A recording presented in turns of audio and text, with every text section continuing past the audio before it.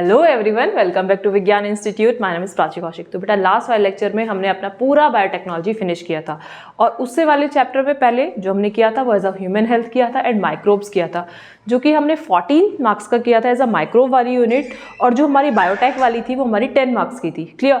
अब ये जो हमारी एक न्यू यूनिट है जिसमें हमारे दो चैप्टर हैं, एक आपका यहाँ पे 13 और एक आपका 15। ठीक है, ये आपका 13 चैप्टर है as a organism and populations. ये आपका 13 एंड 15 आपके दोनों ही चैप्टर आपके 10 मार्क्स के आ रहे हैं। तो इसमें अभी हम देखते हैं, अभी हम सारा एनसीईआरटी का ही देखेंगे और इसमें अब फिर आगे ये भी देखेंगे कि कौन कौन से हमारे इंपॉर्टेंट टॉपिक्स हैं, कहाँ कहाँ से इसमें क्वेश्चंस बन सकते हैं, एज अ शॉर्ट फॉर्म में, एज अ 2 मार्क्स के लिए, as a long as a 5 marks के लिए। ओके, तो स्टार्टिंग हमारी यहाँ से है इकोलॉजी। पहले इकोलॉजी देखते हैं। इकोलॉजी क्या है? Ecology is a Greek word okios plus logos. It is consists of two words. First is okios and second word is logos. Okios means is a home and logos means is a study. It is the branch of biology that deals with their interrelationship among us organism. जितने भी organism होते हैं उनके बीच में जो भी एक relationship create होता है, clear? And interactions between organism के बीच में जो भी इंटरेक्शंस होता है, एंड देयर एनवायरमेंट। अब वो आपको पता है ना, जितने भी ऑर्गेनिज्म होंगे सारे कहाँ रहेंगे? एग्जिस्ट तो करेंगे एनवायरमेंट में, तब वो कैसे एक दूसरे से इंटरेक्शंस रखते हैं। And organism interact with all the components of environments. अब उस एनवायरमेंट्स में बहुत सारे अपने डिफरेंट टाइप्स ऑफ कंपोनेंट्स से वो एनवायरमेंट फॉर्म हुआ है। नेमली एटमॉस्फेयर है, हाइड्रोस्फेयर भी होता है and lithosphere. There are the 3 types of sphere. First is atmosphere, hydrosphere. Atmosphere में आपको पता है ऑल गैसेज आर प्रेजेंट होती है। हाइड्रोस्फेयर जो होता है वो वाटर वाला एरिया हो गया, एज एक्वेटिक एरिया हो गया। एंड लिथोस्फेयर क्या होता है? इसमें आपका लैंड वाला एरिया होता है। Clear.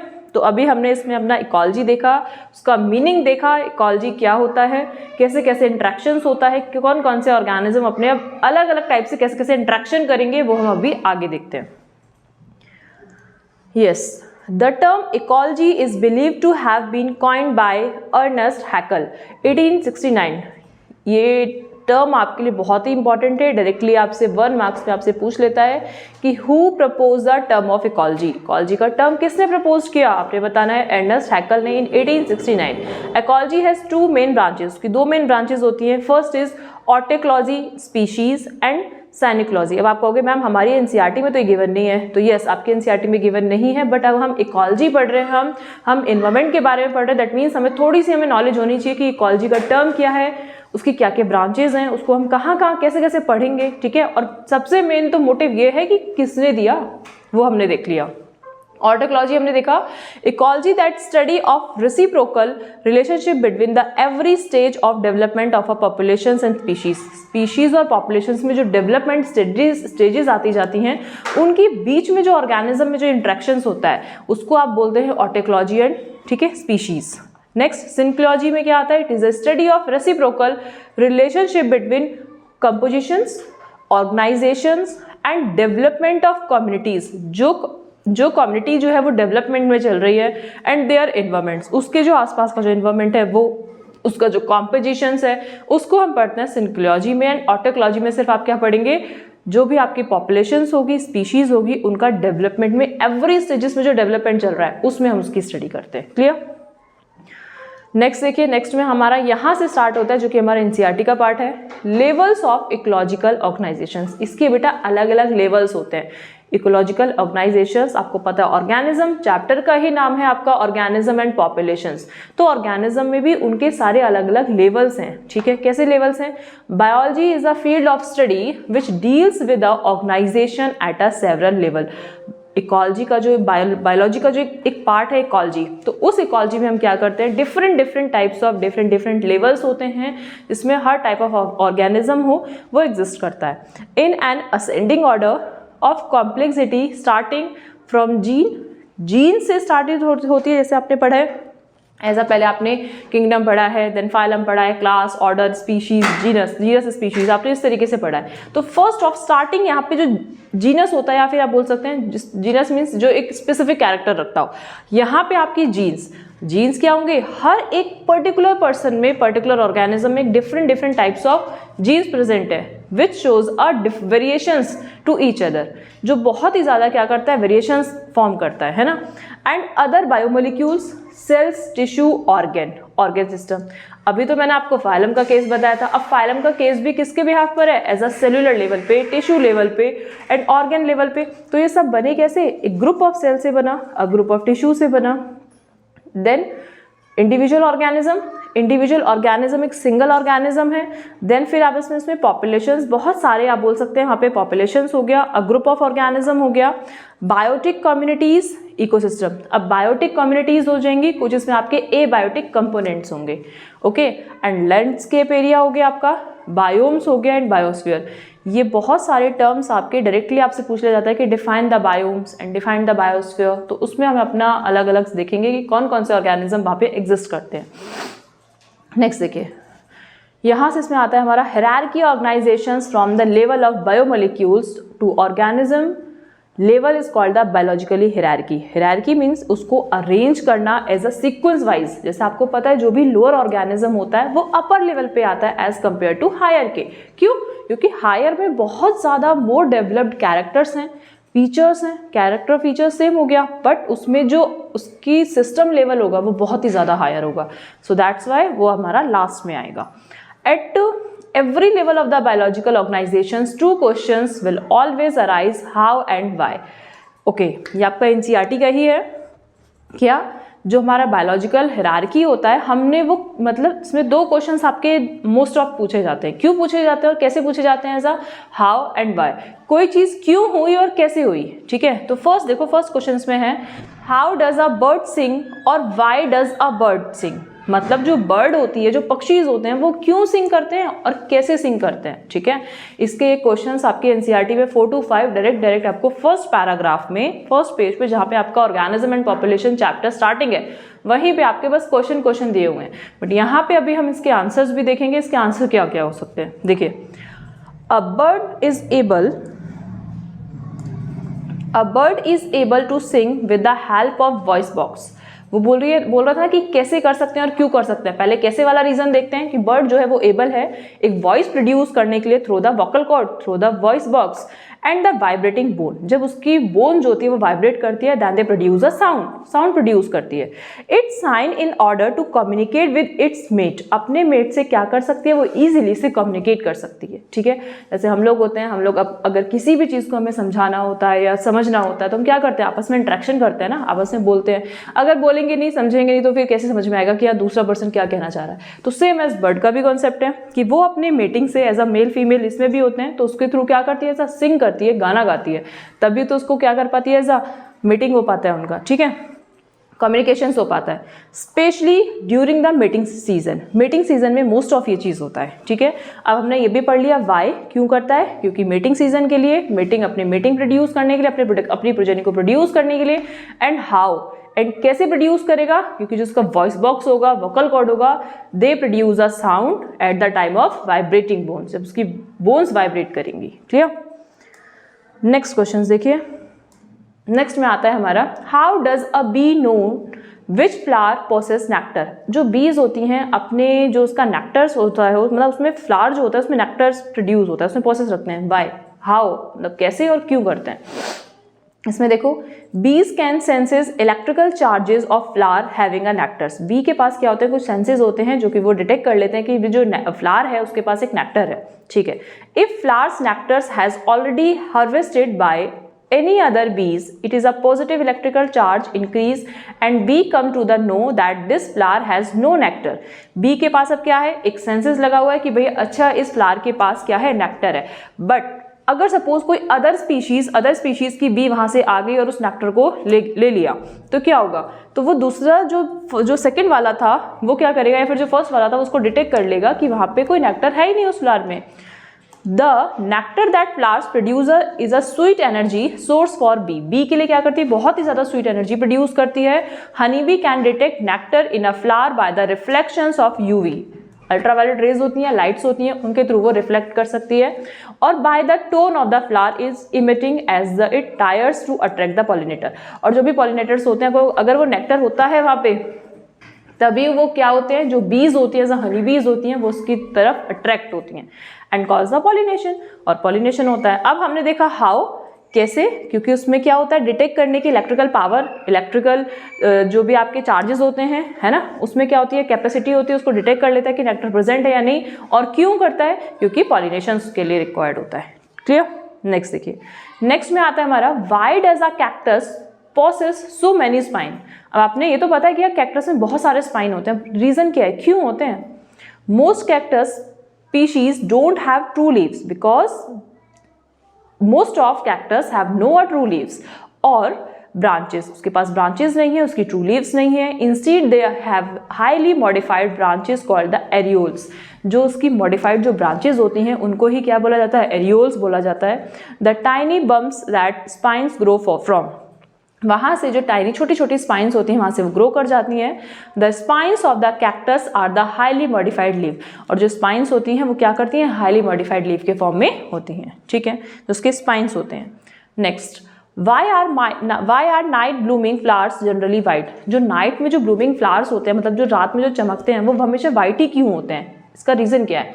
Because at night they don't have waste resources to secrete out coloured pigment. मतलब जो नाइट के टाइम पे कोई भी वेस्ट रिसोर्सेज नहीं होते जिससे सीक्रेट हो सके ऐसा कोई भी colour pigment to visible to insect, जिससे वो इंसेक्ट को इजीली से देख सकें, जो इंसेक्ट इजीली से उसको विजिबल कर सके। At night white coloured refract light.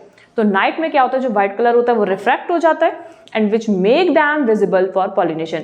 और जो इंसेक्ट के लिए एक बेस्ट ऑप्शन है कि रात में भी वो क्या कर सकते हैं? पॉलिनेशन कर सकते हैं, क्योंकि वहाँ पे क्या है, लाइट, व्हाइट लाइट उसको शो हो रही है, विजिबल हो रही है। फिफ्थ क्वेश्चन देखिए, इसमें हमारे 5 क्वेश्चन हैं और हाउ और डज करके ऐसे आपके डायरेक्टली क्वेश्चन पुटअप हैं। ठीक है, तो यहाँ से आपने इसमें आंसर भी देख लिया कि क्या क्या आंसर है। हाउ डज अ चिक रिकॉग्नाइज हर मदर। मदर जो होती हैं वो, उसमें जो इनके जो चिक होते हैं, ठीक है, वो किस तरीके से उसको रिकॉग्नाइज कर लेते हैं? Chick recognise her mothers through the process called the imprinting. Important है, ध्यान रखना, बाय द इम्प्रिंटिंग मैथड से जो भी चिक होती है वो रिकॉग्नाइज कर लेती है, ठीक है, अपने मदर्स को। The process of imprinting involve a combination of using vision. Imprinting में क्या होता है? कॉम्बिनेशन होता है विजन का, वो जो से यूज करते हैं। हियरिंग होता है, ओफ्रेक्शंस होता है, ओफ्रेक्शंस इन द सेंस स्मेल से उसको डिटेक्ट कर लेते हैं। And touch just after the चिक इज हैच्ड। जैसे ही चिक अपने एज अ बोल सकते हैं एज अ जो उसके चिकन होते हैं उसको हैचिंग करती है बाय हर मदर, उसकी मदर के थ्रू जो हैचिंग किया जाता है, ठीक है, तो उसको रिकॉग्नाइज करता है। She senses the presence of the her mother through the imprinting. तो इम्प्रिंटिंग के टाइम पे उसमें कुछ सेंसेस जनरेट होते हैं जिसके थ्रू वो उसकी स्मेल, उसकी विजिबलनेस एंड उसको टच करके देख सकती है, उसकी हियरिंग उसको सुन सकती है। तो ये सारे हमारे इम्प्रिंटिंग में आते हैं जिसके थ्रू वो रिकॉग्नाइज कर लेती है उसे। क्लियर? नेक्स्ट देखिए, नेक्स्ट में आता है इसमें हमारा इंडिविजुअल्स, ऑर्गेनिज्म। अभी हमने देखा जो हमारे लेवल्स थे, एक हमारा ऑर्गेनिज्म था, एक हमारा पॉपुलेशन था, एक हमारे बायोम्स थे, एक हमारा बायोस्फीयर था। तो हमारे किस किस तरीके से इसका मीनिंग क्या है उसको देखते हैं। देखो, it is a distinct living entity और the distinct package with the carriers out all life process in its body. मतलब ऑर्गेनिज्म है, अपने अपने अलग अलग डिफरेंट टाइप्स के पैकेजेस होंगे हैं, ठीक है, जो आपकी अपनी लाइफ में प्रोसेस में कंटिन्यू करते हैं। किसी भी एक क्या होती है, आप बोल सकते हैं यहाँ पे डिस्टिंक्ट लिविंग एंटिटी। हर ऑर्गेनिज्म में एक डिफरेंट एक एंटिटी प्रेजेंट होती है, separate from those in the other individual, जो क्या करती है, एक दूसरे को डिफ्रेंशिएट करती है। It is capable of self repair and self regulations. Her person अपने आप को सेल्फ रेगुलेट करता है एंड सेल्फ रिपेयर भी कर सकता है, ठीक है। New individuals develop from the pre existing one. ये क्या था, ये तो आपने अब सेल वाले उसमें पढ़ा है ना, कि जो आपने पढ़ा था, एक स्लिडन था, एक स्वान था। स्लिडन ने आपने किस वो दिया था कि सेल जो अराइज हो रहे थे वो कहाँ से अराइज हो रहे थे, ऐसा उन्होंने प्लांट के केस में बताया था। एंड स्वान ने अपने एनिमल के केस में बताया था, बट इनकी थ्योरी फेल हो गई थी। तो ये बताया था कि न्यू ऑर्गेनिज्म या न्यू सेल्स का फॉर्मेशन कहाँ हो रहा था। तो डॉक्टर कौन थे हमारे, रुडोल्फ विर्चॉस, आर विर्चॉस थे। आर विर्चॉस ने क्या बताया था, R Virchow's state is that pre existing या new cells are originate from the pre existing cells. जो भी आपकी पुरानी वाली सेल्स हैं वो डेड तो हो जाती हैं, ठीक है, बट वो रीजनरेट भी हो जाती हैं। तो जो न्यू सेल्स हैं उनका फॉर्मेशन कहाँ हो रहा है, जो पहले से ही एग्जिस्ट सेल थी। Now populations, It is a grouping of similar individuals in the particular geographical area or space. Important points आपको ध्यान रखना है.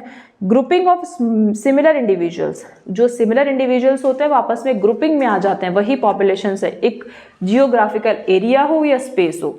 The different populations of the same organism है लेकिन different. जैसे suppose यहाँ पे organism आपकी same है, ठीक है, यहाँ पे सेम ऑर्गेनिज्म हो गए. जैसे सपोज आपकी किसकी, जैसे एक स्पीशीज़ ले लो आप, यहाँ पे डॉग की स्पीशीज़ हो गई, यहाँ स्पीशीज़ ले लो आप, यहाँ पे फिश की हो गई या कैट की हो गई, कैट की सपोज ले लो आप, ठीक है.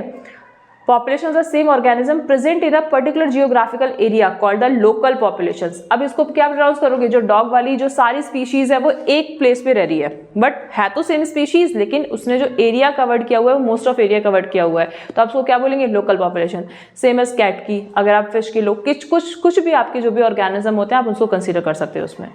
Now, ecotype, a local population adapt genetically to its particular environment. एक particular environments में genetically adapt कर लिया जाए किसी भी local populations को, ठीक है. This is called the ecotype. Important है ये terms, directly आपसे define करने के लिए पूछ लेता है कि define the ecotype. क्या बताना है, ecotype is a local populations होती है जो adapt कर लेती है genetically to its particular environment. It's called ecotype. Next में आता है हमारा बायोटिक कम्युनिटी. बायोटिक कम्युनिटी क्या है, it is an assemblage of populations of a different species of plants की डिफरेंट स्पीशीज होती हैं, एनिमल्स की, बैक्टीरियाज एंड फंगस की, which live in a particular area, जो पर्टिकुलर एरिया में रहती हैं, इंटरेक्ट विद वन अनदर, एक दूसरे से इंटरेक्शंस भी रखती हैं थ्रू द कॉम्पिटिशंस. अब दो स्पीशीज़ हैं बेटा, और अगर फूड का रिसोर्सेज है, ठीक है, या फिर किसी भी चीज़ का आप रिसोर्सेज मान सकते हैं, तो वहाँ पे क्या होगा, कंपटीशन तो होने वाला है, नेचुरल सी बात है. प्रेडेशंस, अब प्रेडेशंस भी होंगे, एंड म्यूटलिज्म. ये इंपॉर्टेंट टर्म्स हैं. इन इंपॉर्टेंट टर्म्स को हम अपना यहाँ पे आगे बिहेवियरिक पैटर्न्स में पढ़ेंगे, ठीक है, क्योंकि हम पॉपुलेशंस पढ़ रहे हैं, ये हमारा चैप्टर ही पॉपुलेशंस है, तो उसमें हम पढ़ेंगे जो कि हमारे बायोटिक कम्युनिटी के अंदर आता है. Next, ecosystem. It is the segments of the nature consisting of a biological community. एक नेचर है, एक कंसिस्टिंग नेचर है किसका, बायोलॉजिकली कम्युनिटी का, and it's physical environments both interacting, जो इंटरेक्शंस रखता है, एंड एक्सचेंजिंग मटेरियल्स, और जो भी मटेरियल्स होते हैं उनको क्या करता है, एक्सचेंज करने का काम करता है, एज वेल एज एनर्जी भी, ठीक है, वो आपका इकोसिस्टम में. एनर्जी क्यों बोला इसने, बिकॉज यहाँ पे आपको पता है बहुत सारे डिफरेंट लेवल्स पे ऑर्गेनिज्म प्रेजेंट हैं. कोई छोटे लेवल पर है तो कोई हायर लेवल पे. एक बात बताओ मुझे, जो छोटे लेवल पे होगा ऑब्वियस सी बात है उसकी एनर्जी क्या होगी, कम होगी ना, और जो हायर लेवल पे होगा उसकी एनर्जी लेवल क्या होगा, हाई होगा, ठीक है. नेक्स्ट देखिए, नेक्स्ट इसमें आता है आपका लैंडस्केप. लैंडस्केप में it is a unit of land. Land की बात कर रहा है तो लैंडस्केप एक यूनिट होगा, लैंड का एक पार्ट होगा, लैंड का, distinguished by a natural boundary and having a patches of the different ecosystem. एक डिफरेंट एक अपनी बाउंड्री को क्रिएट कर लेता है, नेचुरल बाउंड्री को क्रिएट कर लेता है, उसमें अलग अलग से पैचेस बना लेते हैं, अलग अलग पार्ट्स बना लेते हैं, ठीक है, वो आपका लैंडस्केप हो गया. एंड बायोम क्या है, a large regional unit delimitated by a specific climatic zone having a particular major vegetation. इस बायोम में बहुत ज़्यादा आपका क्या होगा, as a major vegetation zone होगा, ठीक है, क्लाइमेटिक जोन होगा, एंड इट्स एसोसिएटेड फौना. यहाँ पे आप दो टर्म यूज करेंगे, and flora and fauna. Flora and fauna. Flora is unders in a flowers. यहाँ पे आपकी डिफरेंट टाइप्स ऑफ वेराइटीज आएंगी जो कि आपकी फ्लावर्स की होंगी, ठीक है. एंड फौना जो होता है बेटा आपका यहाँ पे animals. Flower in the sense आप यहाँ पे प्लांट्स भी बोल सकते हो. अब फ्लावर्स में आपका अलग अलग स्पीशीज का हो गया, बट प्लांट्स में आपके हर्ब, शर्ब्स, ट्रीज, ठीक है, बहुत सारे बड़े बड़े आपके जो भी ट्रीज होते हैं वो फॉरेस्ट एरिया, वो वाला पार्ट आ जाएगा फ्लोरा का. बट जो फौना है उसमें आपका क्या आएगा, is animal. Clear. Tundra desert, temperate आ जाएगा इसमें आपका, temperate deciduous forest, tropical rain forest and oceans. ये सारे हमें इसमें बायोम के अंदर पढ़ते हैं. एज एग्जाम्पल भी अगर आपको आ जाता है कि एग्जाम्पल अब बताइए बायोम्स का, तो ये भी. अच्छा, टूंड्रा डेजर्ट, टेम्परेट, ट्रॉपिकल, ये सब अभी हम इसको थोड़ा सा डिटेल में भी देखेंगे. बायोस्फीयर क्या है, it is a biologically inhabited part of the earth along with its physical environment consisting of the lower atmosphere. Biosphere में क्या हो जाएगा, एक इनहेबिटेड हो जाएगा एक ऐसा पार्ट ऑफ एरिया जहाँ पे physical environment consisting of lower temperature, land and water bodies, वो आपका बायोस्फीयर हो गया। बायो मीन्स लिविंग, स्फीयर मतलब जैसे अभी आपने एटमॉस्फेयर पढ़ा, हाइड्रोस्फीयर पढ़ा, लिथोस्फीयर, तो उसमें आपकी क्या थी, सब चीज़ थी, एटमॉस्फेयर भी है, लैंड भी है यानी लिथोस्फीयर भी है, एंड वाटर बॉडीज मतलब हाइड्रोस्फीयर भी है। तो ये तीनों पार्ट इस बायोस्फीयर के अंदर है। कौन कौन सा? फर्स्ट है आपका एटमॉस्फेयर, सेकंड है आपका यहाँ पे लिथोस्फीयर, एंड थर्ड वन है इसमें आपका यहाँ पे hydrosphere. Clear? Next, organism and its environment. Organism होता है, उसके इन्वायरमेंट्स में क्या क्या है देखिए। Ecology at the organismic level is as essentially physiology ecology which tries to understand how different organisms are adapted to their environment in the terms of not only survival but also reproductions। meaning organism है, different organism के बीच में reproductions भी होगा, ठीक है, तभी तो species generate होंगी, तभी तो न्यू species हमें मिलेंगी और variations also occur। clear? And यहाँ पे बेटा क्या होगा, अभी हमने पढ़ा था कंपटीशंस, सारी स्पीशीज जब होंगी, जब फूड के रिसोर्सेज कम है, स्पीशीज जनरेट होती जा रही है, बढ़ती जा रही हैं, तो उसमें क्या होगा, सर्वाइवनेस के चांसेस थोड़े कम हो जाएंगे। और कैसे कम होंगे? जो लोअर एनर्जी ऑर्गेनिज्म है वो मारा जाएगा एज कम्पेयर टू हायर के, ठीक है, क्योंकि उसमें पावर थोड़ी ज़्यादा होगी। Next, you may have learned how the rotations of our planets around the sun and tilted of its axis cause the annual variations। जैसे आपको पता है सन जो होता है वो क्या करता है, ऐसा मतलब जो सन जो होती है और एक हमारा अर्थ होता है, तो हमारी जो एक अर्थ होती है या प्लेनेट होते हैं उसमें हमारी क्या करती है, वो उसके सराउंडेड करती है, ऐसा रोटेट करती है एज अ टिल्टेड एक्सिस पर, ठीक है। उसमें वहाँ पे क्या होते हैं, चेंजेस आते हैं। जैसे आप देखते हो कहीं पे बहुत ज़्यादा गर्मी रहती है, कहीं पे बहुत ज़्यादा सर्दी रहती है। क्यों? क्योंकि जो हमारी अर्थ है वो रोटेट करती है अराउंड, मतलब चक्कर लगाती है किसके, एज सन के, ठीक है। तो वहीं पे कहीं पे उसकी डायरेक्ट इंटेंसिटी आती है, डायरेक्ट आती है, कहीं पे इनडायरेक्ट आती है।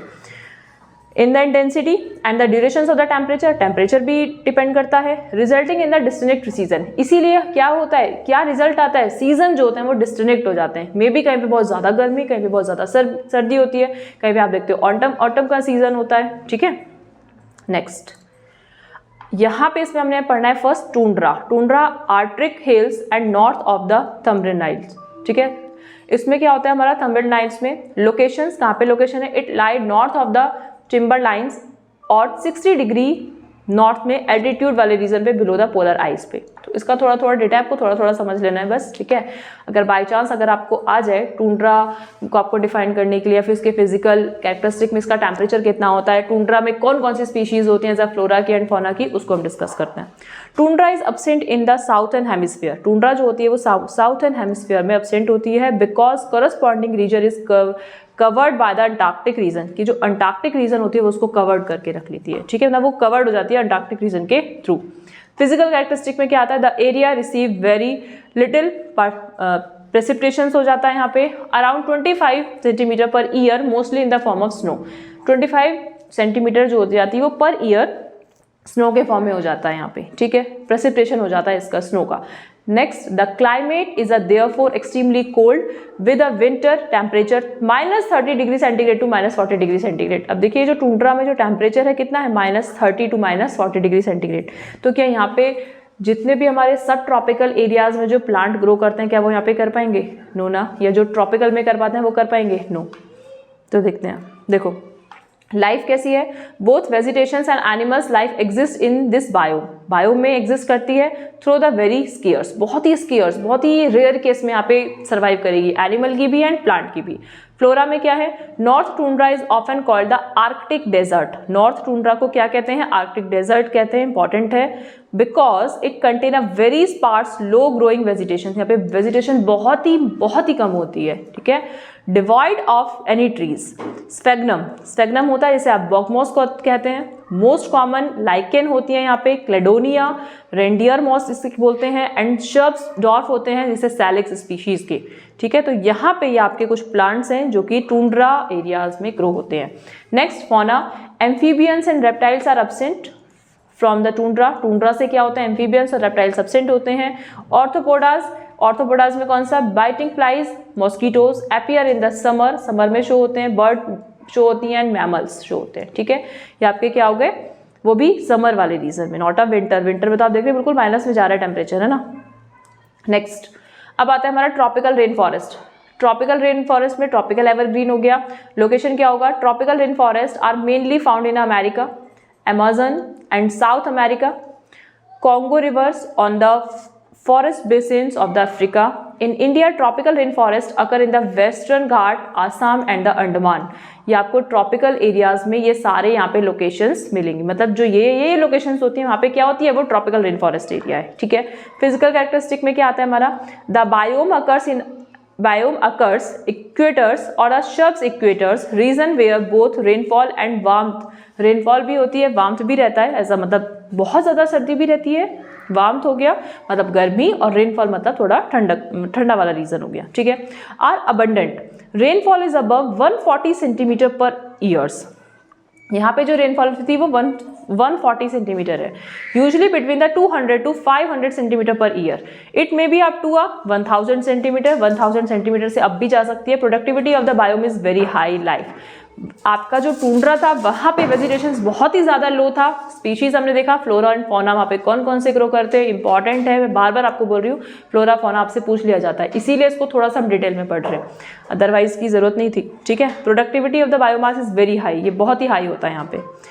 नेक्स्ट इसकी लाइफ क्या है, life is abundant of this biome, इसमें बहुत ही लाइफ अबंडेंट होती है। It has a different varieties of the number of plants. जब बेटा बहुत ही ज़्यादा यहाँ पे लाइफ एग्जिस्ट करेगी, अबंडेंट फॉर्म में करेगी, तो यहाँ पे अलग अलग आपको डिफरेंट वेराइटीज मिलेंगी, किसकी, प्लांट्स की एंड एनिमल्स की। Flora, the vegetation show stratification, important है, डायरेक्टली आपसे टर्म पूछ लेता है कि डिफाइन द स्ट्रेटिफिकेशन, ठीक है। Stratification is the grouping of plants in a forest into a 2 or more well defined layer, जिसमें 2 defined layers मतलब easily से defined हो जाती हैं। एक forest की grouping है, grouping of plant है, depending upon their height, like trees, medium size trees, small trees। जैसे suppose एक small tree है और एक large tree है, तो बेटा दोनों की जो membranes होंगी वो grouping of plant है। अब दोनों की membrane आप differentiate कर सकते हो ना, that is called stratification। Bushes, झाड़ियाँ होती हैं पेड़ों की, herbs, छोटे छोटे पेड़ टाइप होते हैं, शब्स होती हैं। The different layers are called the strata, वही डिफरेंट लेयर क्या है, स्ट्रेटा है। The forest tree have a buttressed trunks, cauliflowers और the formations of the flowers on the stem and branches is common. यहाँ पे इन सब का फॉर्मेशन इजीली से हो जाता है। नेक्स्ट फौना में क्या आता है, ईच स्टोरी और the stratum has a different fauna, different fauna होते हैं। Upper story have a bird, story in the sense इसका लेवल, अपर जो लेवल होगा उस पर बर्ड्स फॉर्म होगी, इंसेक्ट फॉर्म होंगे, बैट्स होंगे, मंकी होंगे, लीमर्स होंगे, लिजार्ड एंड एंटीटर्स होंगे, ये आपके फौना हुए, ओके। नेक्स्ट आता है इसमें आपका tropical deciduous forest. Tropical deciduous forest में क्या आता है, क्लाइमेट जो जोन होता है जब वार्म होता है, विद अल्टरनेट वेट भी होता है, ड्राई भी होता है, it's depend on periods. Rainfall इसमें कितना होता है, 90 to 160 सेंटीमीटर। अभी देखो, अभी आप इससे पहले वाला पढ़ के आए हो ट्रॉपिकल डेसिडियस वाला, ये तो ट्रॉपिकल डेसिडियस का है 90 से 160 सेंटीमीटर, ठीक है। यहाँ पे आपने ट्रॉपिकल रेन फॉरेस्ट में पढ़ा तो यहाँ पे क्या था, अप टू 1000 सेंटीमीटर से भी अबव था। Vegetation include the broad levels, vegetation यहाँ पे भी ब्रॉड लेवल पे होती है, which sheds their leaves during the dry season, जो कि ड्राई सीजन्स में यहाँ पे शेड्स जो होती हैं वो एग्जिस्ट करती हैं। As a Shorea, Dalbergia, Acacia catechu and sal, teak and sandal, ये सारी स्पीशीज किसकी हैं, प्लांट की। एज अ फ्लोरा, ये जो मैंने आपको जो सारी नेमिंग करी दैट इज कॉल्ड फ्लोरा, ये आपका फ्लोरा है, ठीक है। And animal population is a similar to evergreen tropical forest, जो कि आपका ट्रॉपिकल फॉरेस्ट एवरग्रीन वाला था वो same as tropical forest as a deciduous वाला आपका आ जाएगा, ठीक है। एनिमल आपके सेम होंगे। नेक्स्ट ये जैसे आपका यहाँ पे दिखाया हुआ है, ये अरेंज टेम्परेचर है। देखो एक डेजर्ट का देखेंगे, अभी हम डेजर्ट भी पढ़ेंगे। यहाँ पे ये सवाना हो गया, ये ग्रासलैंड हो गया, यहाँ पे ये टूंड्रा हो गया। तो टूंड्रा में आप देख रहे हैं -10 डिग्री सेंटीग्रेड टेम्परेचर जा रहा है, ग्रासलैंड में 0, सवाना में आपका 10 हो गया, ठीक है, और यहाँ पे आपका 20 हो गया। बट जो डेजर्ट है वहाँ पे क्या है, 30 टेम्परेचर है, हायर टेम्परेचर होगा वहाँ पे। अब नेक्स्ट ये देखिए, यहाँ पे आपका ट्रॉपिकल एंड सब ट्रॉपिकल वुडलैंड्स हो गया। इसके अबव वाला रीजन आपका ट्रॉपिकल सीजनल फॉरेस्ट हो गया, clear. And tropical rain forest उससे और ऊपर अपर हायर लेवल, इसकी लेवल्स आगे आगे बढ़ते जाएंगे। नेक्स्ट आप यहाँ पे दिख रहा आपने ये टेम्परेट रीजन, एंड इसके ऊपर जो है वो आपका टेम्परेट रेन फॉरेस्ट। पहले tropical rain forest, then temperate rain forest, okay. Next desert biome, desert biome में क्या आता है हमारा, it occupies about the 1/5 of the land, land का 1/5 पोर्शन होता है, 1/5 पार्ट होता है। It lacks rain due to the either being present in the rain shadow, इसका आइदर साइड में आपका रेन शेडो भी प्रेजेंट होता है। As a area beyond high mountain which cut off clouds, जो कि रेन शेडो का मीनिंग क्या होता है, ऐसा एरिया जो कि हाई माउंटेन्स पे होता है, जो कट ऑफ द क्लाउड्स, जो क्लाउड्स को कटिंग कर देता है, उसको साइड कर देता है, ठीक है, मतलब वहाँ पे बहुत कम होते हैं। एज अ तिब्बत, जो तिब्बत वाला एरिया होता है आपका। Lack of cloud intercepting mountain, वहाँ पे बहुत ज़्यादा लैक ऑफ क्लाउड्स होते हैं, उसको इंटरसेप्टिंग माउंटेन कहते हैं। एज अ थार, थार का कहाँ पर होता है आपका, रेगिस्तान में, राजस्थान में, ठीक है। और lying away from the clouds, ये क्या होते हैं, क्लाउड से मतलब बहुत ही सेपरेट आउट होते हैं, बहुत ही दूर होते हैं। Desert can be a cold, अब डेजर्ट आपका कोल्ड भी हो सकता है और आपका हॉट भी हो सकता है। एज अ तिब्बत वाला रीजन। और गोभी, ये गोभी है, फूल गोभी नहीं है, ठीक है, ये क्या है, ये हमारा एक इसका डेजर्ट का, एक रेगिस्तान का एक पार्ट है, गोभी and Tibet. And hot, hot में आ जाएगा इसमें आपका थार एंड सहारा, ये आपके डेजर्ट हैं सारे, ठीक है। थार डेजर्ट, सहारा डेजर्ट, गोभी डेजर्ट, तिब्बत, तिब्बत आपका एरिया हो गया। Next coniferous forest, coniferous forest में क्या आता है, वेजिटेशंस कंपोज्ड प्राइमरली। अब देखो ये सारा आपको नहीं पढ़ना, बट थोड़ी सी अगर आपने पढ़ लिया ना, तो थोड़ी सी अगर आपको नॉलेज होगी कि हाँ किस एरिया में ज़्यादा टेम्परेचर है, कहाँ पे कौन सी स्पीशीज, अगर आप एक बार भी थोड़े से फोकस से अच्छे से पढ़ लेंगे ना, तो आपको याद हो जाएगा, ठीक है। Composed primarily of cone bearing needle leaves और स्केल लीव्स। कोनिफेरस में क्या होती है, कुछ ऐसी लीव्स होती है जो कोन बियरिंग होती है और स्केल लीव्स होती है। एवरग्रीन ट्रीज होते हैं, found in areas that have a long winters, long winters में मिलेगा। Moderate to high annual precipitations, the northern Eurasians conifers forest is called a taiga. पूछ लेते हैं, डिफाइन द टैगा। अब आप बोलेंगे यहाँ पे थोड़े थोड़े टर्म्स ऐसे हैं जो जहाँ से बीच में से अगर निकल आता है ना, तो वहाँ से डायरेक्टली यहाँ पे 2 मार्क्स के लिए पूछ लेता है कि डिफाइन द टैगा। और द बोरल फॉरेस्ट, उसको क्या कहते हैं, बोरल फॉरेस्ट भी कहते हैं। ये देखिए, अभी आपने इस पिक्चर्स में अगर देखा हो तो ये वाला एरिया आपका क्या है, बोरल फॉरेस्ट वाला है, ठीक है। इसीलिए मैंने आपको नहीं बताया था कि हम यहाँ पे नेक्स्ट में पढ़ने वाले थे इसको, ठीक है। नेक्स्ट देखिए, अब हमने देख लिया ये बोरल फॉरेस्ट और टैगा है, ठीक है, जहाँ पे ऐसी स्पीशीज जहाँ पे आपकी कोन बियरिंग है, निडल लिव्स है, उस पर स्केल लिव्स बनी हुई है, ठीक है। एवरग्रीन भी है, मॉडरेट करती है, हाई टेम्परेचर में एनुअल प्रेसिपिटेशंस हो रहा है। Next, both terms are use to describe the entire circumpolars coniferous forest with its many lakes, बहुत सारी लेक्स हैं यहाँ पे, बॉक्स हैं, रिवर्स हैं। Coniferous forest also covers mountain, coniferous जो होती है वो माउंटेन को भी कवर करता है in many parts of the world में। Pines, spruce, firs, larches and are the dominant trees in the coniferous trees. ये इसके फ्लोरा हो गए बेटा, जो कि इसके यहाँ पे क्या है, डोमिनेंट ट्री के फॉर्म में है। They are similar in the shape and the height and often form a nearly uniform stand with a layer of low shrubs, जो छोटे छोटे लो शब्स होते हैं उनके फॉर्म में होते हैं। और हब्स बिनिथ, मॉसेज होती हैं, लिवरऑट्स होते हैं, lichen cover the forest floor. Forest का जो फ्लोर होता है ये लाइकेन, मॉसेज, लिवरऑट्स इसको करते हैं। आप तो यहाँ पे आप बोल सकते हैं ये कुछ ये भी आपका फ्लोरा का पार्ट हो गया, ठीक है। नेक्स्ट इसमें आता है आपका एल्पाइन टुंड्रा। एल्पाइन टुंड्रा में क्या आता है, it is the highest altitudinal biome which occurs near top very high mountain, जो बहुत ही ज्यादा जो टॉप माउंटेन वाले रीजन होते हैं वहां पे वो रीजन होता है आपका alpine tundra. Having a permanent snow, जहाँ पे परमानेंट क्या रहती है, बर्फबारी होती रहती है, ठीक है, as a Himalaya.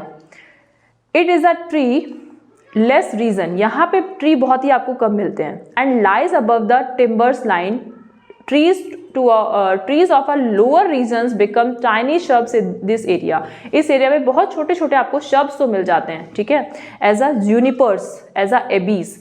Other constituents of the alpine tundra like the lichen भी मिलते हैं, मॉसेस भी मिलते हैं, ग्रासेस भी मिलती हैं, हर्ब्स एंड स्मॉल शब्स लाइक, यहाँ पे आपको ट्रीज नहीं मिलेंगे, छोटी छोटे आपको प्लांट्स की मॉसेस मिल जाएंगे, लाइकेन मिलेगा, एंड आपको यहाँ पे शब्स मिल जाएगा, हर्ब्स मिल जाएगा, ठीक है।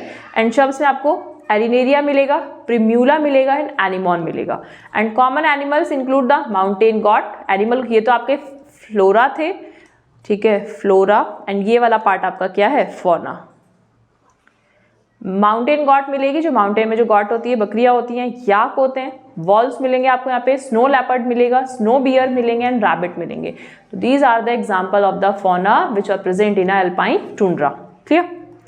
नेक्स्ट ये इसका स्ट्रक्चर्स देखिए, यहाँ पे क्या है, स्ट्रक्चर्स तो नहीं, हम इसको समझ सकते हैं कि हम कैसे कैसे इसको डिफरेंशिएट करते हैं, ठीक है। ऐसा ये आपका ब्रॉड लीफ हो गया जो एवरग्रीन फॉरेस्ट है, ये आपका ट्रॉपिकल हो गया, ये आपका ग्रासलैंड वाला हो गया। अब आप देख रहे हो यहाँ पे ग्रीनरी बहुत ज़्यादा है एज कम्पेयर टू डेजर्ट में। डेजर्ट में क्या है, डेजर्ट में बहुत ही ज़्यादा आपका आप बोल सकते हो मिट्टी मिट्टी है ना, वहाँ पे आपको जो प्लांट की स्पीशीज होंगी बहुत ही रेयर मिलेंगी। उसके बाद आपका यहाँ पे ये छपरल हो गया, ये टेम्परेट ग्रासलैंड हो गया, डेसिडियस फॉरेस्ट हो गया, मिक्स्ड फॉरेस्ट, ये तो बहुत ज़्यादा कॉम्प्लेक्स है, जितना जितना हमने पढ़ा है वो सफिशिएंट है, उसको आप देख लेना। कॉनिफर्स फॉरेस्ट देखा हमने, टुंड्रा देखा, ठीक है। इसके बाद ये ट्रॉपिकल रेन फॉरेस्ट देखा, डेसिडियस देखा, टेम्परेट डेसिडियस। इसके बाद हमने देखा ये टुंड्रा वाला देखा, और ये सबसे ऊपर जो हिमालय वाला रीजन है जो हमारा आइस एंड स्नो वाला रीजन है, ठीक है, जहाँ पे हमेशा परमानेंट आइस स्नो होती ही रहती है। तो यहाँ पे इसमें हमने देख लिया, ये भी हमारा फिनिश हुआ, ठीक है। इसमें हमने ऑर्गेनिज्म देखा, कुछ हमने यहाँ पे अभी सिर्फ इस लेक्चर में हमने सिर्फ इंट्रो किया है एज अ इकोलॉजी का, उसमें हमने स्पीशीज देखा है, पॉपुलेशंस देखा, बायोम्स देखे, बायोस्फीयर देखा, ठीक है। एंड हमने ये देखा कि कौन कौन से हमारे ये जो सारे फॉरेस्ट एरिया है, tropical forest area, rain forest area, आपका टेम्परेट हो गया, ठीक है, टुंड्रा हो गया, अल्पाइन हो गया। नेक्स्ट स्टेप में जो हम पढ़ने वाले हैं वो हम यहाँ पे पढ़ेंगे अपना कि ये जो सारी स्पीशीज होती हैं इसमें अब कुछ हमारे एबायोटिक फैक्टर्स होते हैं, उन एबायोटिक फैक्टर्स का रिस्पॉन्स क्या होता है, ठीक है। और उसके बाद हम कुछ नेक्स्ट अपने लेक्चर में हम अडेप्टेशंस भी पढ़ेंगे कि जो कुछ स्पीशीज उसको अपने उस एनवायरनमेंट में अडेप्ट कर लेती है तो वो कैसे सर्वाइव कर जाती हैं। एंड उसमें हम आगे ये भी पढ़ेंगे कि पॉपुलेशन इंट्रैक्शंस क्या होता है, पॉपुलेशंस आगे एजेस क्या होते हैं, पिरामिड्स क्या होते हैं, वो अपने अपने नेक्स्ट लेक्चर में कवर करेंगे। Thank you.